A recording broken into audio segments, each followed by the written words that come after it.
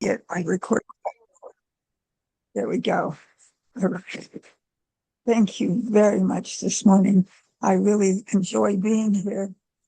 Negotiation, our negotiation styles, anyway. Negotiation styles are the strategies or approaches that individuals use when they're trying to reach an agreement. And we all have been in situations where we need to agree with someone else over something. Research into organizational behavior and psychology has identified several distinct styles, each with its strengths and its challenges. The most widely recognized framework comes from Kenneth Thomas and Ralph Kilman, who identified 5 main styles: competing, collaborating, compromising, avoiding, and accommodating. What are those 5 styles anyway? Competing. Competing is assertive and uncooperative. It's about winning, sometimes at the expense of the other party. For example, think of a lawyer in a courtroom, fiercely defending the client's interest. Number 2, collaborating. This is both assertive and cooperative. Collaborators strive for a win-win outcome, seeking solutions that satisfy both parties. For example, my experience with our Hunter Education Instructors Board negotiated to decide what we were going to raffle off, when we were going to do it, and how we would accomplish it. And we had a team of about 7 or 8 members altogether making those decisions, and we had a win-win on that. Or perhaps we had number 3, compromising. Here, both parties give up something to reach a middle ground. It's about finding a solution that's acceptable, though maybe not ideal for everyone. Picture colleagues agreeing to split the difference between a project deadline. Avoiding. Number 4, this style is both unassertive and uncooperative. Avoiders tend to sidestep conflict. They don't like conflict at all and hope it resolves itself. For example, someone ignoring a minor disagreement in the workplace, just hoping it will go away. Well, I've got to admit, wives often do that to their husbands when there's a disagreement. Just ignore it. It'll go away. No, that's probably not the best way to resolve a conflict. Number 5, accommodating. This style is unassertive, but it's cooperative. Accommodators put others' needs first, sometimes sacrificing their own interests. For example, a friend agreeing to a restaurant choice that they dislike just to please the group. So real life negotiation styles, we're all in this together, right?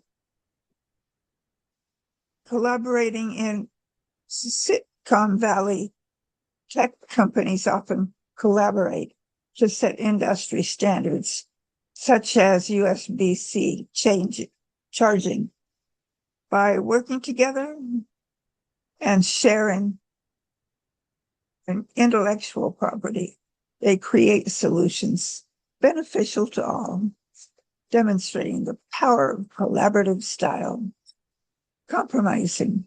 Labor unions and management frequently use compromising strategies in contract negotiations.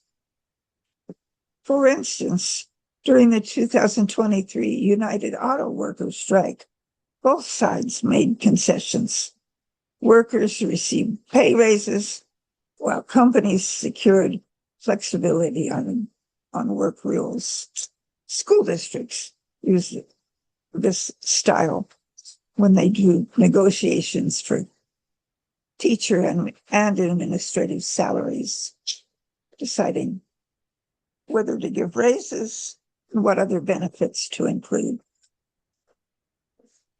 Avoiding. In a family business, siblings may avoid discussing succession plans, fearing conflict. While this delays disagreement, it can lead to bigger issues later. It is easy for siblings to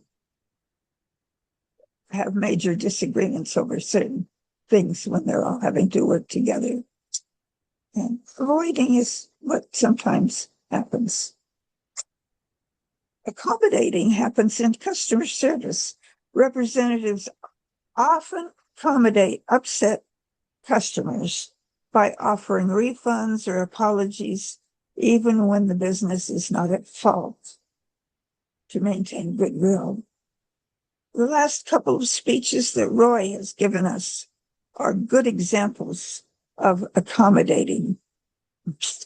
His last couple of speeches were excellent in that regard.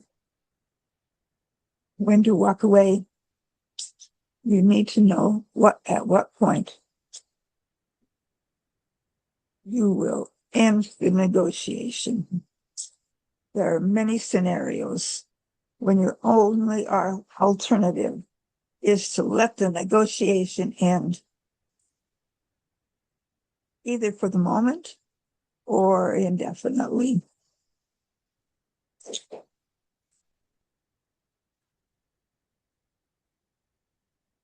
Some examples of good reasons to end negotiations include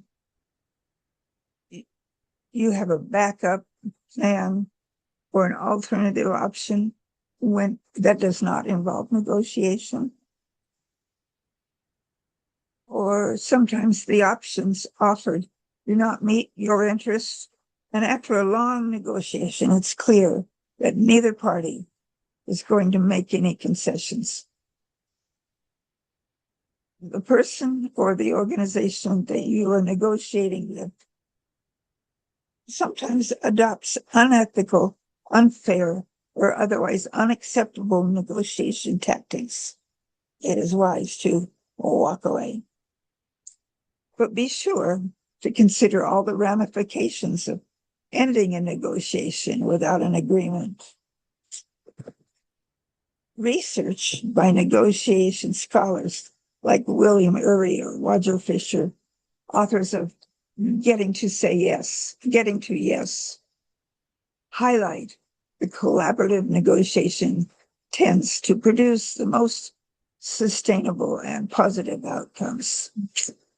Their studies show that when parties focus on their interests rather than their positions and work together to find creative solutions, agreements are more likely to last and satisfy both parties, both sides.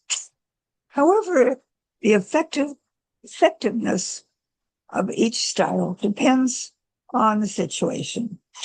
For example, competing may be appropriate in a one-time negotiation with little chance of future interactions, while accommodating can preserve relationships in ongoing partnerships. A study published in the Harvard Business Review found that leaders who adapt their style to the context, sometimes competing, sometimes collaborating, achieve better results than those who rigidly stick to one approach. So what to expect? If you have a win-lose, one party gets what they want, the other does not. This is common in competitive negotiations. Or you might have a lose-lose. Both parties become dissatisfied and walk away, resulting in poor communication and avoidance. Or hopefully you have a win-win where both parties achieve their goals, typically through collaboration and creative problem solving. So practical tips: know your style, reflect on your natural approach and consider its impact, assess the situation, match your style to the context, don't compete when collaboration is possible, prepare thoroughly, understand both your needs and the other party's interests, communicate, communicate, and that's what we're all about here at Toastmasters. Communicate clearly, listen actively, and express your goals. Look for creative solutions. Collaborate often reveals options you hadn't even considered. In conclusion, negotiation is not just about getting what you want. It's about finding the best possible outcome for all parties involved. By understanding the different negotiation styles and when to use them, you can approach any negotiation with confidence and skill. Remember, the most successful negotiators are those who prepare, adapt, and seek solutions to create a lasting value. Thank you for your attention today. And I hope you leave today ready to negotiate your way to better outcomes. Mr. Toastmaster.